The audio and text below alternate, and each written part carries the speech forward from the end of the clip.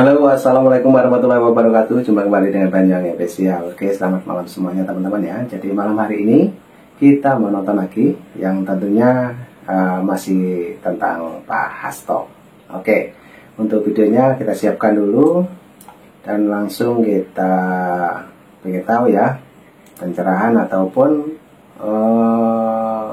kelucuan opung berbeda teman-teman, dan membahas tentang Pak Hasto. Lanjut, untuk videonya kita play. Let's go. Kalian tahu orang PDIP yang saat ini paling dibenci Bapak Jokowi adalah Deddy Sitorus. Kalau kemarin sempat Hasto, benci kali Bapak Jokowi sama si Hasto, betul. Tapi sekarang Deddy Sitorus. Kok bisa begitu, Bung? Karena Hasto udah di dalam. Dan kalian tahu ada dua orang yang paling senang ketika Hasto di penjara. Yang pertama Bapak Jokowi, yang kedua Bapak Sudarsono.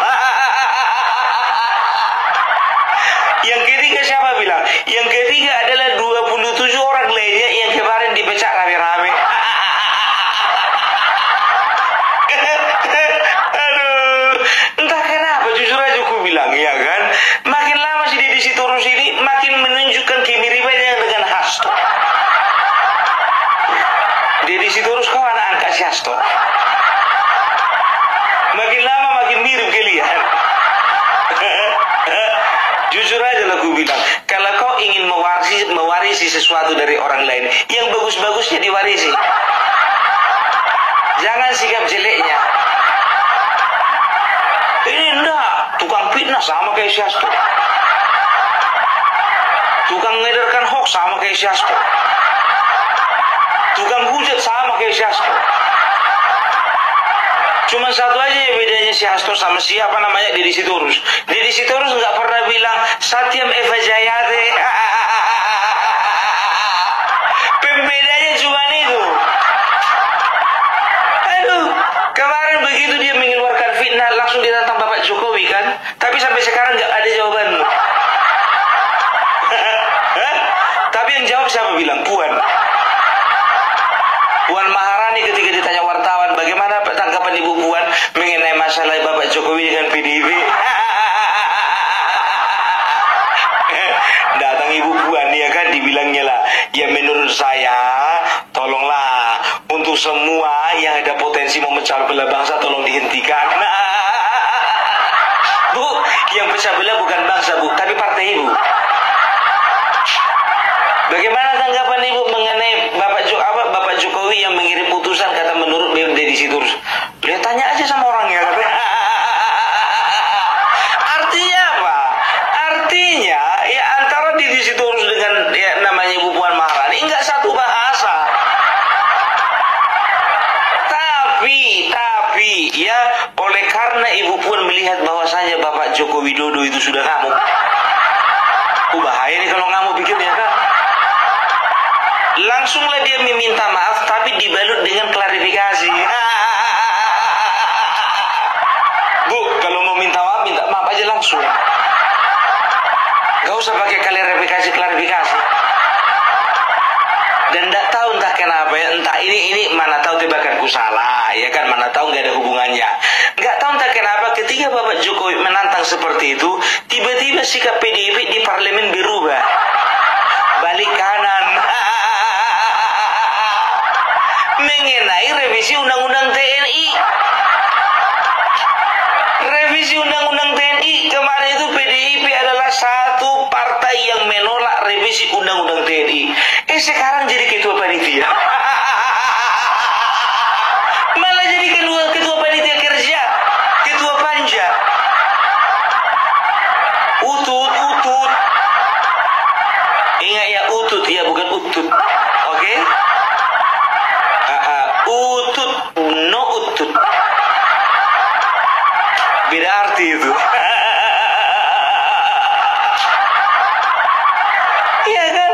Jadi kemarin ini PDIP menolak keras ya revisi Undang-Undang TNI. Ya kurang tahu apa karena memang mereka itu tidak setuju karena calon presiden mereka kalah yang dari bukan TNI. Yang menang sekarang TNI. Makanya mereka positif.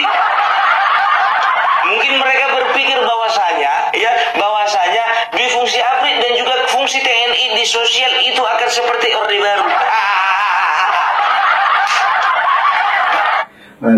Waduh, ini gokil sekali ini pembahasannya Opung mulai tadi sore ya teman-teman mengenai PDIP dan sekaligus mengkritik tentang Deddy Sitorus yang kemarin juga berstatement ya teman-teman. Oke, lanjut lagi penjelasannya Opung, patut kita simak. Oke, lanjut. Berkembanglah itu di tengah-tengah masyarakat kan, dan juga lucunya lagi inilah yang dikomplain si Dasko. Apa kata Dasko ya? Saya mohon ya untuk draft-draft yang sudah terlanjur beredar di masyarakat. Itu bukan draft yang asli sama kami. Kerja sama bikin draft itu. Ya banyak kali ada berapa pasal. Nomor ini. Padahal yang dibahas cuma 3 pasal. Yang beredar di masyarakat lebih dari 10 pasal. Pak Dasko jujur aja Pak, kalau itu nggak dari kalangan kita 58%. Nah, ya cuma 2 aja Pak, kalau nggak dari kalangan 16%, kalangan dari 24. Niat kali bikin gaduh, serius. Nah, dari draft-draft itulah yang meracuni pikiran masyarakat, sehingga masyarakat negative thinking terhadap revisi Undang-Undang TNI nomor 34 tahun 2004. Itu DPR ya melalui panjanya juga sudah sudah memberikan keterangan. Dasko begitu juga sebagai wakil ketua DPR sudah memberikan keterangan bahwasanya hanya ada 3 pasal yang direvisi, pasal ketiga, pasal 47 dan pasal 53.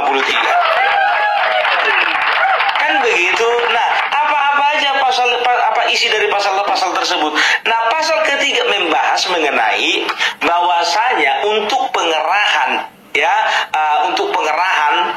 kekuatan ya, itu semuanya itu TNI itu ada di bawah panglima tertinggi yaitu presiden, kan begitu. Tapi kalau berbicara tentang administrasi, kebijakan-kebijakan strategis ya, itu mereka itu ada di bawah Kementerian Pertahanan. Itu yang pertama ya, ini nggak pala jadi sorotan karena apa ya, tidak ada campur tangan rakyat sipil. Mau dibahas pun itu kurang ngerti. Baru yang kedua, ya kan pasal 53 ya. Kenapa loncat pun 47 dulu ya? Nanti dulu 47 yang paling gawat. Ini yang pembahasannya perlu lebih dalam. Pasal 53 mengenai usia pensiun dari TNI ya. Jadi sudah disepakati bahwasanya untuk Tamtama Bintara yang tadinya usia pensiunnya itu 52 atau 53 tahun ya, ditambah menjadi 58 tahun. Perwira begitu juga, yang tadinya 58 tahun, perwira boleh pensiun sampai usia 62 tahun. Ya, sekarang begini ya, aku mohon kepada kita rakyat, kepada kita masyarakat, teman-teman dan saudaraku, kenapa kita tidak memberikan kesempatan kepada teman-teman saudara-saudara kita yang ada di TNI untuk mengabdi lebih lama? Kan begitu. Kalau dipikir-pikir, jujur saja lah gue bilang, ya, untuk teman-teman kita yang ada, saudara kita, ya, bapak-bapak yang ada di Bintara, yang ada di Tamtama, ya, dari 52 tahun menjadi 53 tahun menjadi 58 tahun, ya, itu ada 5 tahun tambahan, ya, mereka bisa lebih berkarya, mereka lebih bisa banyak mengabdi, dan mereka itu bisa lebih lama lagi waktu untuk menghidupi keluarganya. Boleh begitu, jangan kalian itu terhasut dengan pemikiran-pemikiran sarkastik yang beredar di tengah-tengah masyarakat, gitu loh. Ingat ya, bapak-bapak yang ada di TNI itu pekerjaannya nggak gampang. Kadang mereka harus berpisah dengan keluarga dalam waktu yang lama, kadang mereka harus menghadapi cuaca yang ekstrim, kadang mereka harus menghadapi medan pertempuran yang memang betul-betul membahayakan. Belum lagi mereka harus harus kontak senjata dengan kelompok-kelompok bersenjata seperti di Papua dan di Aceh kemarin.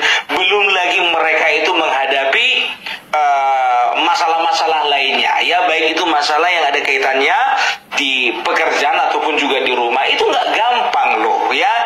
Jadi sudah saatnya kita memikirkan, ya, kalaulah, ini ingat ya, kalaulah kita tidak bisa memberikan atau negara tidak bisa memberikan yang terbaik bagi mereka dalam bentuk kenaikan gaji yang harusnya bisa naik seperti negara lain, ya paling tidak tahun pengabdian mereka ditambah.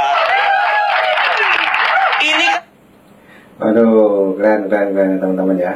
Jadi Opung Marbella dan saat ini membahas dengan detail tentang TNI ya.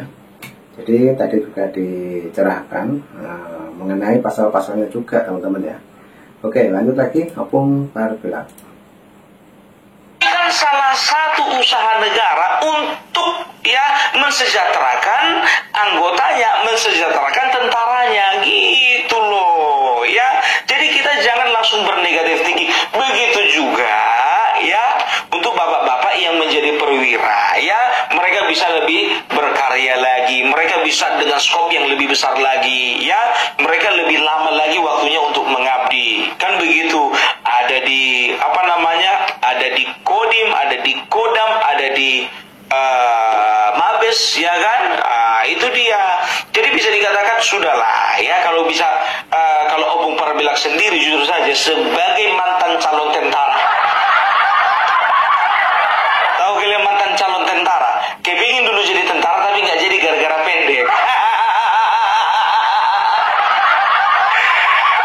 Udah kalah mental duluan aku. Kalah mental. Sebetulnya bapakku bilang, ayolah kita coba lah. Bapak ini pun juga bapak yang melahirkanku. Bapak lebih jauh tinggi badanku daripada aku sendiri. Yaudah anak, kalau ngomong seperti itu kata bapakku, ya kan. Mantan calon tentara yang begitu kalian. Aku banyak kali mantan calon tentara, mantan caleg, mantan calon ketua RT, mantan calon menantunya orang sana. Jadi dalam kehidupanku itu, aku itu biasa mengalami kegagalan. Ya, di Mabes, ya kan. Itu dia. Jadi bisa dikatakan sudahlah ya, kalau bisa kalau Opung Marbella sendiri jujur saja sebagai mantan calon tentara. Tahu kalian mantan calon tentara? Kepingin dulu jadi tentara tapi nggak jadi gara-gara pendek. Udah kalah mental duluan aku. Kalah mental. Sebetulnya bapakku bilang, ayolah kita coba lah. Bapak ini pun juga bapak yang melahirkanku. Bapak lebih jauh tinggi badanku daripada aku sendiri. Yaudah anak, kalau ngomong seperti itu kata bapakku, ya kan. Mantan calon tentara yang begitu kalian. Aku banyak kali mantan calon tentara, mantan caleg, mantan calon ketua RT, mantan calon menantunya orang sana. Jadi dalam kehidupanku itu, aku itu biasa mengalami kegagalan. Ya, jadi mari kita berikan penghargaan kepada bapak-bapak yang ada di TNI. Gitu. Bukankah mereka juga bagian dari kita dan kita juga ada di hati mereka? Bayangkan kalian, siapa yang menjaga kedaulatan negara ini? Siapa yang menjaga keamanan negara ini? Siapa yang menjaga keutuhan NKRI ini? Memang betul kita, ya kan? Tapi di garis depan adalah mereka. Itu dia, perlu diluruskan ini. Masa kita mau ngasih waktu pengabdian itu kepada mereka itu kita komplain, ya harusnya kita bangga gitu loh ya. Yang gak bangga itu ya itulah orang-orang yang membenci pemerintahan. Itu dia ya. Jadi menjadi seorang tentara itu bukan pekerjaan gampang, susah. Ya sekarang masuk ke yang pasal 47 ini yang paling jadi masalah. Ya kenapa jadi masalah? Karena sekarang begini ya,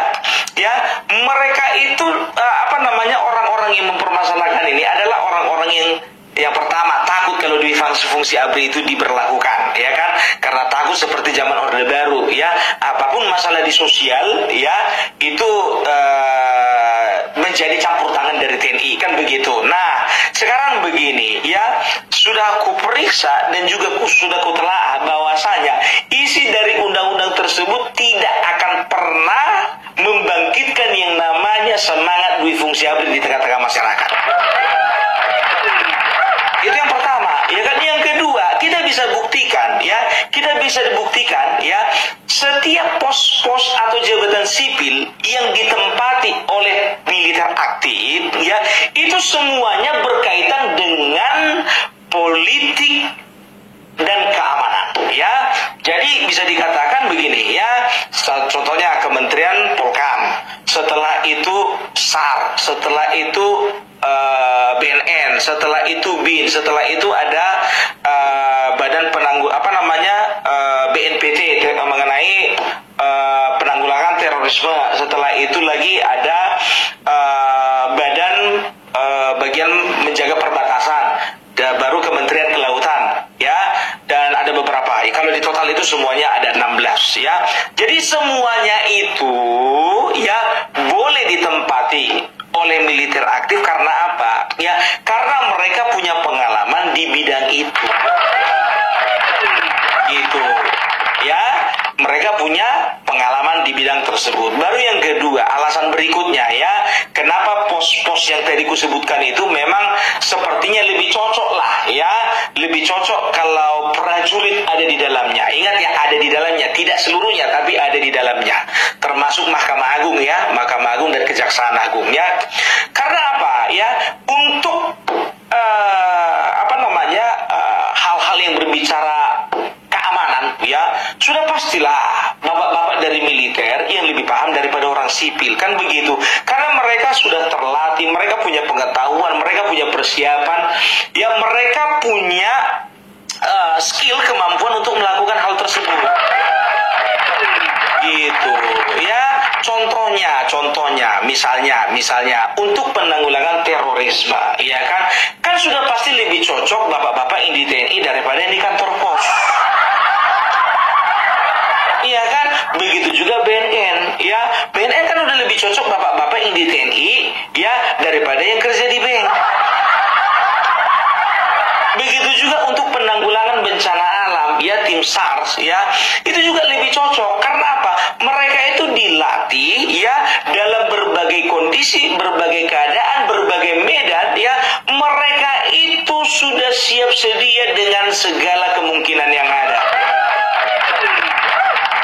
Itu dia.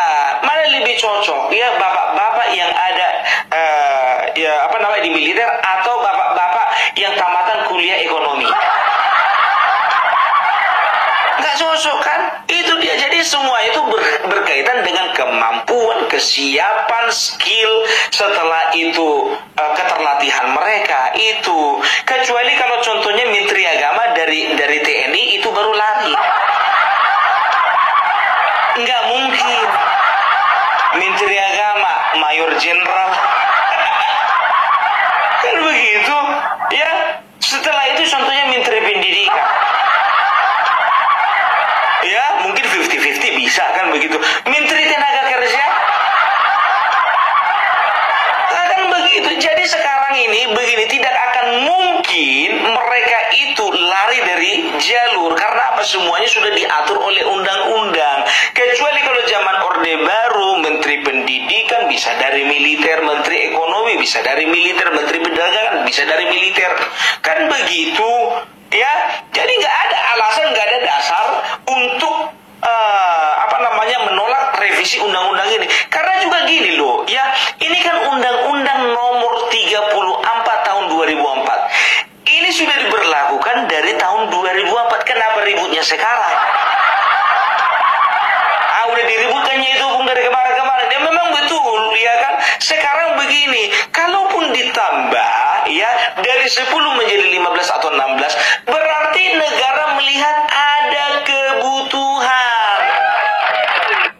Nah, itu teman-teman, ya, pembicaranya Opung Barbella, semakin malam semakin seru juga, ya. Dan untuk teman-teman yang mau berkomentar tentang videonya Opung dan pembahasannya Opung, silakan tulis di komentar saya. Oke, lanjut lagi Opung Parpilat. Yang disesuaikan dengan kesiapan dan kemampuan. Itu dia. Ya jangan langsung kita negative thinking. Ku bilang sama kalian ya, suruh dulu semua tentara dan polisi libur dulu 1 minggu. Serius. Dan umumkan kepada negara anggota PBB ya, bilang kalian dulu, contohnya Menteri Luar Negeri umumkan dulu ya, bahwasanya di Indonesia sekarang militer, TNI dan Polri itu sedang libur. Libur ya, bukan cuti ya, libur 1 minggu. Jadi jangan langsung merasa hebat kalian itu kalau nggak ada TNI. Itu loh ya. Jadi jangan gini ya. Aku bilang sama kalian, jangan gara-gara keseringan kita ngeliat kaca spion ya, akhirnya apa? Kita nggak nyampe di tujuan. Jangan karena mungkin kalian mengalami trauma masa lalu, apalagi aktivis-aktivis yang ngumpul kemarin itu ya, mungkin kalian mengingat trauma masa lalu ya kan, itu aja kalian ingat-ingat. Jadi seolah-olah TNI itu nggak ada perbaikan. Nggak boleh seperti itu, fair dong kita. Gitu, biarkan mereka bekerja dengan profesional, mereka bekerja dengan sebenar-benarnya, mereka menjalankan tugas dan tanggung jawab mereka. Pasti ada perbaikan. Masa mau gitu-gitu aja, kan nggak mungkin kan begitu ya. Jadi artinya apa ya, kita harus bisa menatap ke depan. Gitu, kemarin waktu Menteri Pertahanannya Bapak Prabowo nggak ada kayak gitu teriak kalian. Sekarang Bapak Prabowo jadi presiden teriak-teriak. Aduh, tapi nggak ada hubungannya ya, nggak ada hubungannya. Jadi itulah yang mau aku sampaikan sama kalian ya. Aku berharap dan juga aku sampaikan juga bagi bapak-bapak ya, yang terhormat, bapak-bapak yang kami sayangi, kami cintai, yang ada di TNI, ya Polri juga. Nah ini kalian suka kali kayak gitu. Apalagi teman-teman yang di Jawa Tengah, jangan dulu tahu apa kalian hidup di masa lalu dulu. Udahlah, nggak usah lagi ada rambu sambu lagi ah. Nggak usah lagi ya. Ya jadi untuk Andika Perkasa, Ahmad Lutfi, aku juga nggak bisa lepas dari ingatanku mereka berdua ini. Apalagi Opung Parpilat selalu yang menyuarakan di Jawa Tengah. Tapi itu dia, ya kan, TNI Polri adalah ya lembaga penegak hukum yang ada di hati masyarakat. Ya, oleh karena itu makanya kita berikanlah mereka sebuah penghargaan. Kalau aku katakan ini sebuah penghargaan gitu loh, yang memberikan mereka kesempatan untuk mengabdi lebih lama lagi sesuai dengan pasal 53 dan memberikan mereka kesempatan ya untuk yang menunjukkan kemampuan mereka di kementerian dan juga lembaga-lembaga yang sudah diatur oleh undang-undang. Ya, kalau udah kayak gini kayaknya no comment ya. Mulai ada yang bilang, "Kau dibayar berapa?" Asal bersuara aku kalian tanya dibayar berapa. Udah aku bilang sama kalian, apapun ku suarakan. Bahas Bapak Jokowi dibayar berapa? Bahas Bapak Prabowo bayar berapa? Membahas Bobi Nasution bayar berapa? Sekarang membahas kita masalah tentara dibayar berapa? Enggak lah ya, karena gimana pun juga ya, tentara nasional Indonesia itu ada di hati rakyat. Percayalah kalian bapak-bapak yang ada di bapak-bapak yang ada di TNI AD, TNI AU, TNI AL ya, untuk spesifik masalah undang-undang TNI nomor 34 tahun 2004 ini, rakyat bersama kalian. Gak usah kalian dengarkan itu omongan orang-orang yang nyinyir di ILC. Karena udah tayang 5 hari yang lalu. Ya kan biasa itu Pak, ada pro kontra biar rating naik kan begitu. Ya kan? Tapi gimana pun juga, ya kami selalu sejalan dengan pemerintah. Apapun yang dilakukan pemerintah itu adalah yang terbaik. Loh, berarti Bung, kembali lagi masalah umur yang yang ditambah itu. Berarti ada kos tambahan dong nantinya. Loh, kenapa enggak? Lebih bagus kos tambahan itu digunakan untuk membayar gaji mereka, ya, untuk perpanjangan 5 tahun kepada beberapa ribu prajurit daripada dikorupsi. Iya kan? Daripada dikorupsi.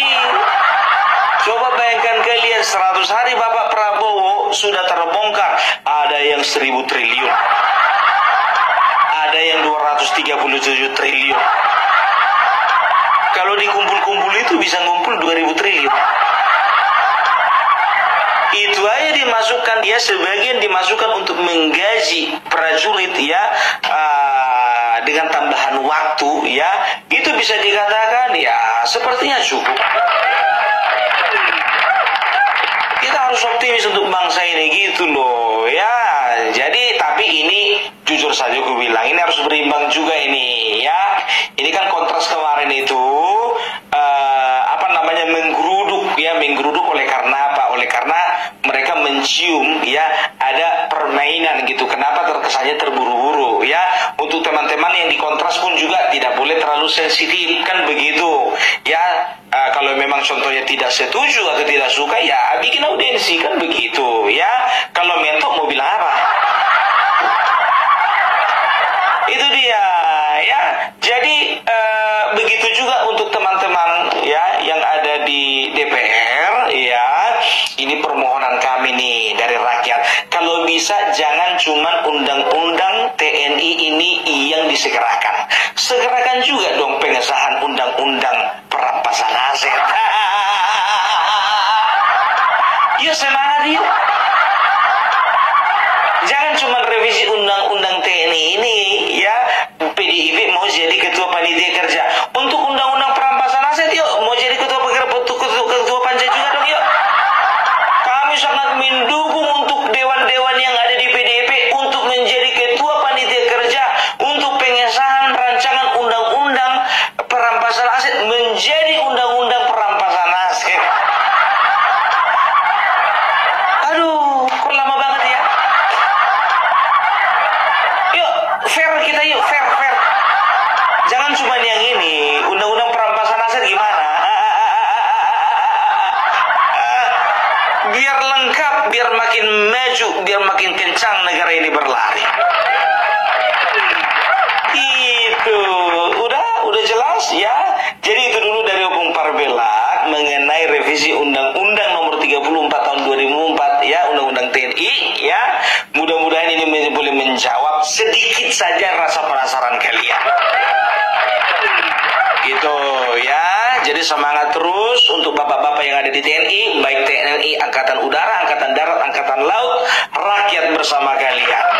Salam Parbelak, salam NKRI harga mati. Nah, oke teman-teman, videonya sudah habis ya. Itulah tadi Opung Parbelak membahas tentang Undang-Undang TNI yang dimana sangat jelas sekali, dan mungkin teman-teman juga banyak yang mengerti ya, dan sudah paham mengenai pencerahan dari Opung Parbelak baru saja yang kita simak teman-teman ya. Cukup itu dulu yang kita tonton untuk malam hari ini. Sehat selalu, salam buat keluarga ya tentunya, dan selamat menjalankan ibadah puasa. Dan satu lagi, ambil hikmahnya dari video ini. Oke, terima kasih. Assalamualaikum warahmatullahi wabarakatuh. Sampai jumpa.